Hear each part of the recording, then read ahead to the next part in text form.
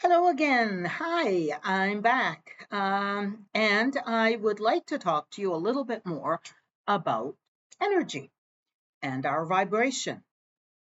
And I mentioned to you about how important our emotions are in that system.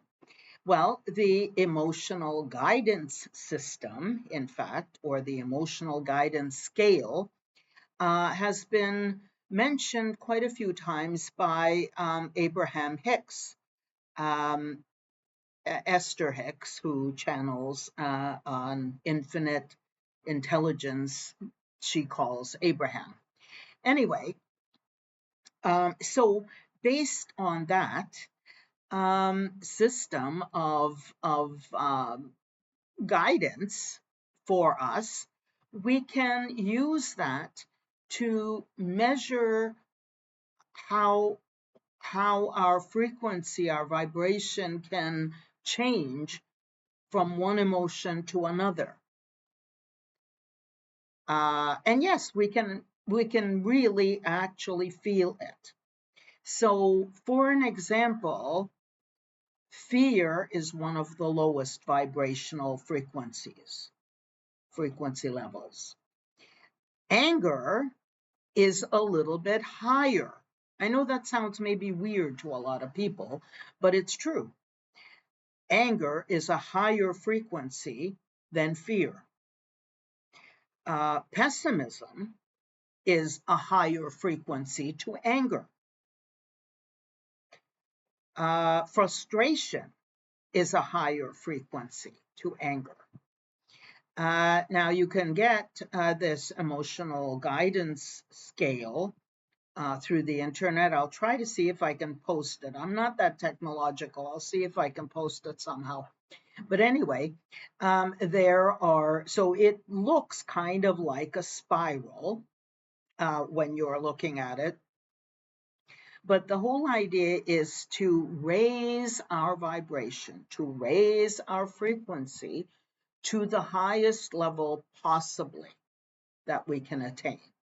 Because I don't know how many of you are familiar with the chakra system, um, the energy centers that we have in our body, but actually throughout our body. And those also correspond to these um, these emotional frequencies. And when your vibration is at a higher level, you are able to then attract better things to you. So yes, I'm also referring to the law of attraction here. Many of you might have heard of or read or watched the movie The Secret. Well, the secret to the secret is that they neglected this whole part in the book and the movie because they actually cut out Esther Hicks and Abraham and the law of attraction. So basically, they've still kept the secret of how to do it because they just talk about manifesting and attracting. Well, this is how you attract. This is exactly how you attract. You ever notice, well, there's even a saying, misery loves company. It's true.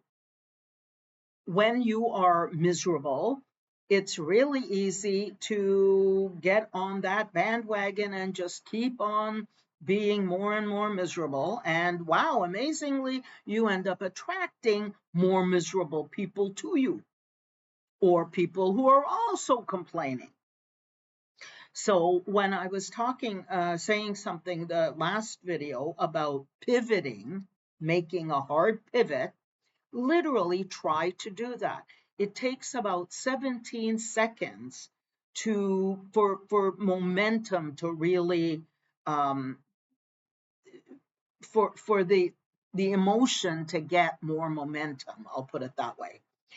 And so if you can take your that opportunity, that 17-second opportunity to make a hard pivot And as I said, count your blessings. Think of something that you do enjoy, whether it's something you enjoy doing or eating or whatever it is.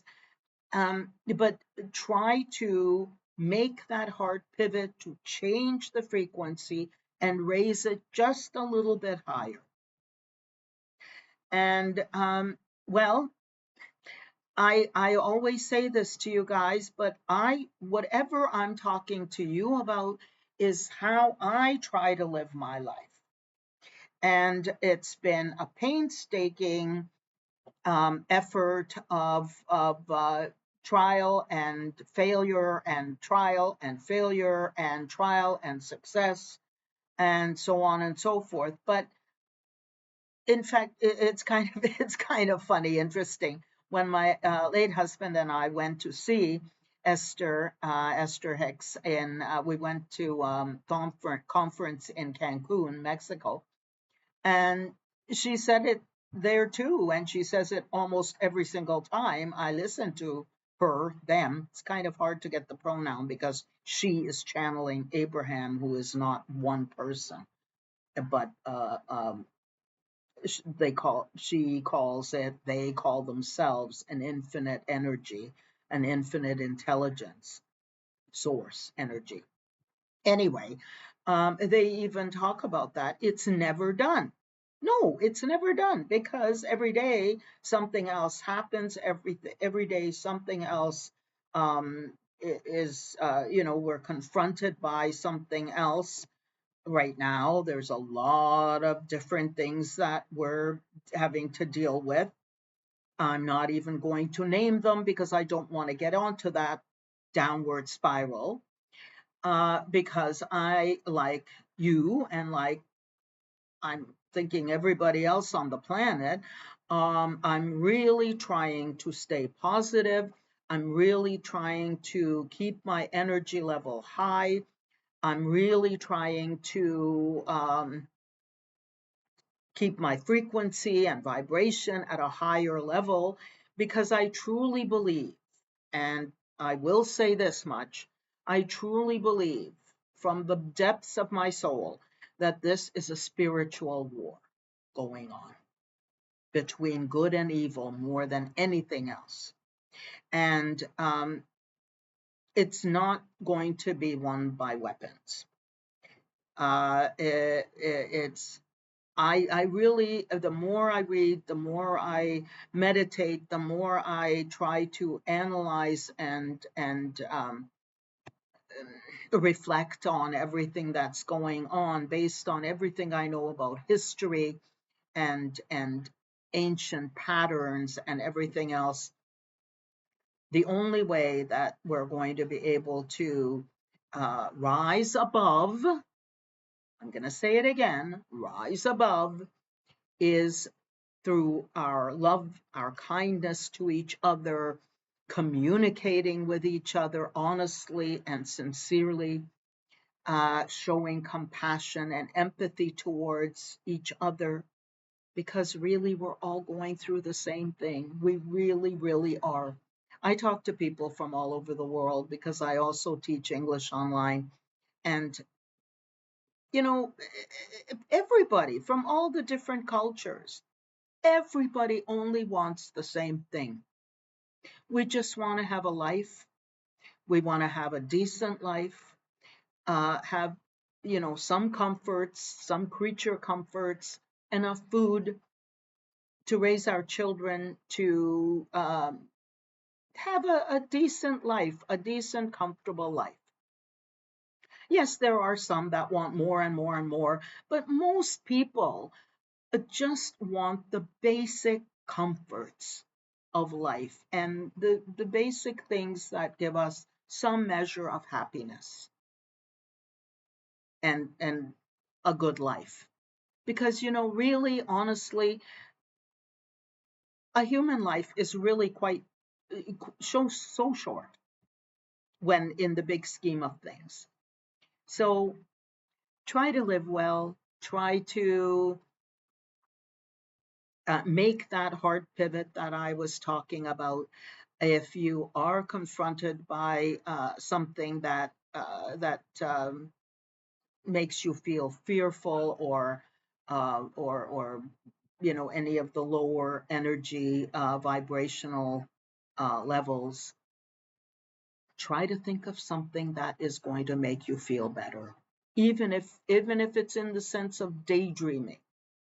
Daydreaming is good. Kids daydream all the time. They've been told not to, but that's a great thing. I used to daydream all the time when I was a kid. So did my son. So do most kids until they're told not to because it's not a good thing or whatever. Let your inner child come out and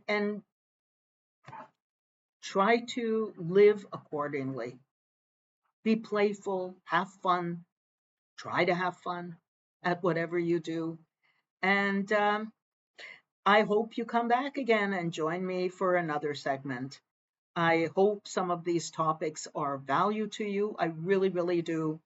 Um, and if you can, give me some comments. Tell me what you do want me to talk about that would be of interest to you. So, as I said to you before, all of you, I do have a wealth of knowledge, but whatever I don't know, I will find out for you. So, take care. Have a great day. Have a great week. And until I see you again, stay happy. Bye.